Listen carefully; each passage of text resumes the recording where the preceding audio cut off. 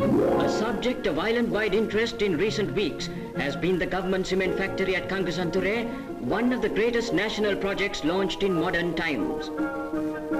One of the special features of the factory is that all but one of the raw materials used, that is gypsum, is produced locally. A record crowd assembled to greet the Prime Minister when he arrived to declare the factory open. He was accompanied by Mr. G.G. Ponnambalam, the Minister of Industries, Industrial Research and Fisheries. The opening ceremony was performed in an improvised assembly hall which was crowded to capacity with 9,000 guests from all parts of the island. The crowd outside the hall numbered well over 30,000. After the ceremonial opening, the Prime Minister was shown round the factory. It was a bare few hours after the Prime Minister's tour of inspection that a part of the roof protecting the kiln collapsed unexpectedly. Widely exaggerated reports of the accident helped to create the impression that the factory had received irreparable injury. The true position of affairs is revealed in these pictures. What was at first feared by some to be a crippling blow is nothing more than a temporary setback caused by trifling damage.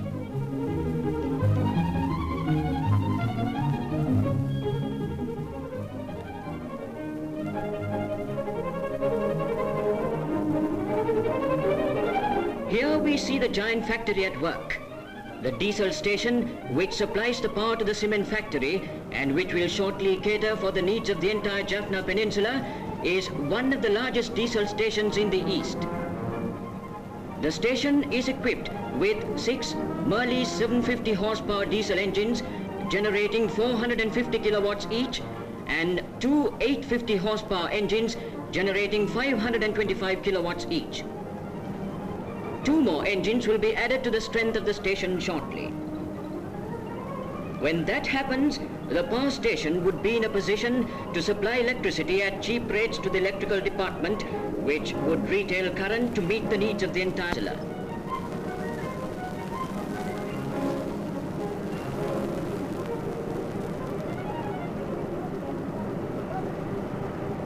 The power supplied to these transformers is 3,300 volts. The raw limestone is brought from the quarry in dumpers and emptied to a gadget known as a hopper. From there, it is conveyed on an escalator to the jaw crusher, where it is broken up into small pieces. The crushed limestone is taken by conveyor belt to the hammer mill, reduced to fine powder and deposited in a store, where later the limestone is mixed with clay.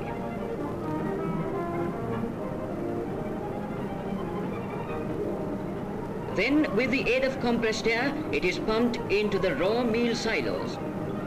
From the silos, it is drawn out in proportions and transferred into a hopper, feeding the main kiln, where the powder is burnt into clinker.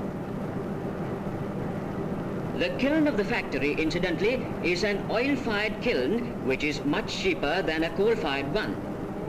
In this connection, it is interesting to note the Minister's assurance that normal business efficiency would be maintained in the work of the factory and that the selling price of the cement would be lower than that of any imported variety.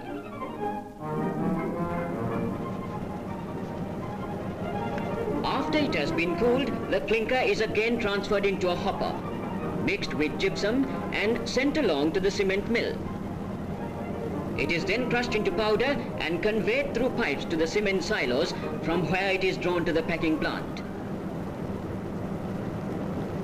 At the plant, the cement is pneumatically blown in from the cement silos, automatically packed into 5-ply cement bags and mechanically conveyed into railway wagons.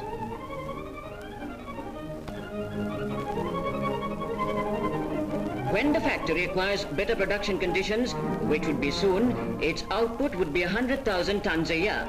This would be sufficient to meet the entire normal demands of the government and the civilian population. The cement produced at the factory is accepted to be of the highest quality, and with every bag is issued a certificate that its contents are equal or superior to British standard specifications.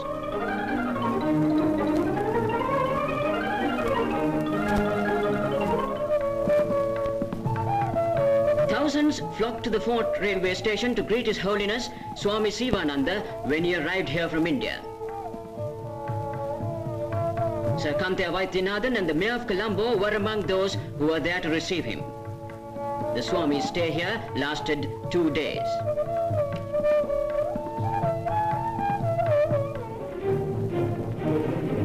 Stage 1 of the Lakshapana scheme reached completion when Sir John Kotalavala, Minister of Transport and Works, switched on to Lakshapana at the control room in Stanley Power House. In the words of the Minister, that day marked the end of one era and the beginning of another.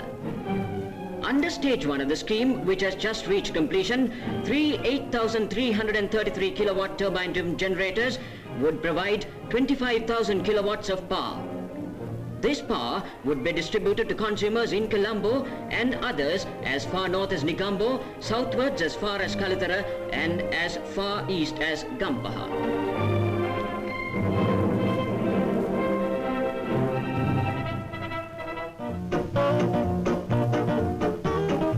The annual Public Schools Athletic Championship meet was held at the Colombo Oval recently.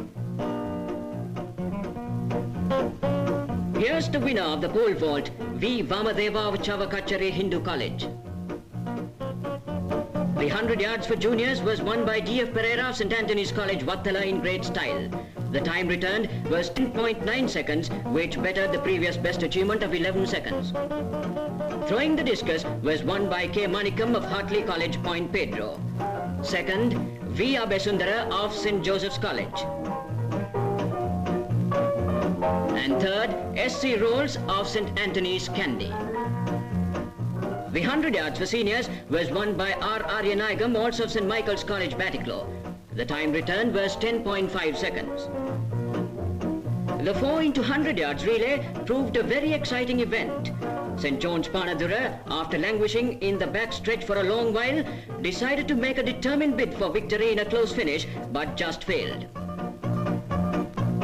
The race was won by the Methodist College team. Visakha Vidyalaya was second and Balika Vidyalaya Kalathara third. Here's Cashin Silva of St. Joseph's College making his winning jump of 5 feet 7.5 inches. C. Fernando of St. Sebastian's was second. The 120 yards hurdles was another triumph for St. Joseph's College, which has incidentally won for the third year in succession the Seniors Challenge.